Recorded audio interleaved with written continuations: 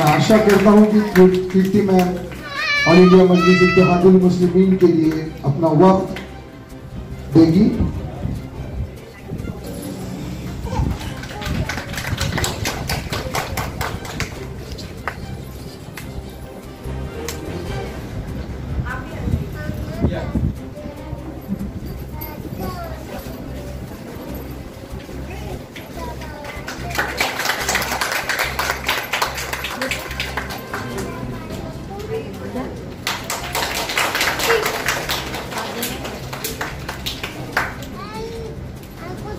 जब पहला बैच मैंने लिया था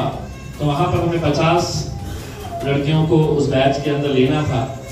लेकिन मुझे हैरानी और ताज्जुब इस बात की हुई थी कि वो 50 सीट के लिए 400 बच्चों का रजिस्ट्रेशन हमारे पास हुआ था। और उस दिन ये एहसास हुआ था कि कितनी जरूरतमंद बच्चियां हैं जो एक छोटा सा कोर्स हासिल करने के लिए, यकीन है कि बहुत सारे लोगों को रोजगार का जरिया बनेगा। आयशा ने जैसा बताया है कि हम लोग अपने सेंटर के ऊपर भी बहुत सारे लोगों को नौकरियों का जरिया होती है,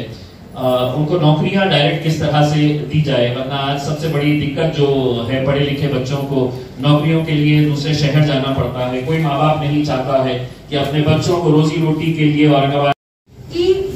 महिला आर्थिक विकास महामंडल, इसके अलावा भी एक सर्टिफिकेट के तौर के ऊपर कि इन्हें सिलाई आती है, सिलाई का काम ये कर सकती है, तो मैंने ऐसी तो बहुत जरूरतमंद बच्चियों को देखा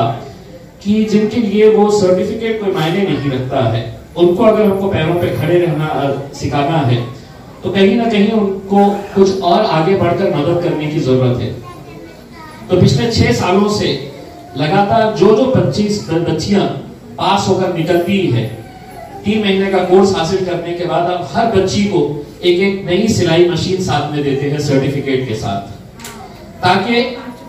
ये बच्चियां अपने पैरों के ऊपर खड़े रह सके। और मुझे खुशी होती है इस बात की कि कई ऐसी बच्चियां हैं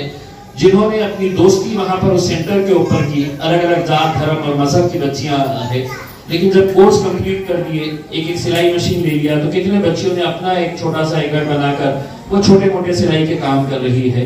1 रुपया भी हम किसी से लेते नहीं है। साथ ही साथ हम सिलाई मेहंदी क्लासेस चलाते हैं, वहां पर भी टोटली मुफ्त ये काम किया जाता है। ये बातें आप लोगों को दिखाई नहीं जाती है, आप लोगों को बताई नहीं जाती है, क्योंकि मजलिस को चाहने वाले अखबार वाले हैं तो हमारी सिर्फ बुराई छापना जानते हैं, अच्छाइयों के बारे में बहुत कम हमारा दिखाया जाता है। ये तो कुछ काम है, लेकिन साथ ही साथ अब हमने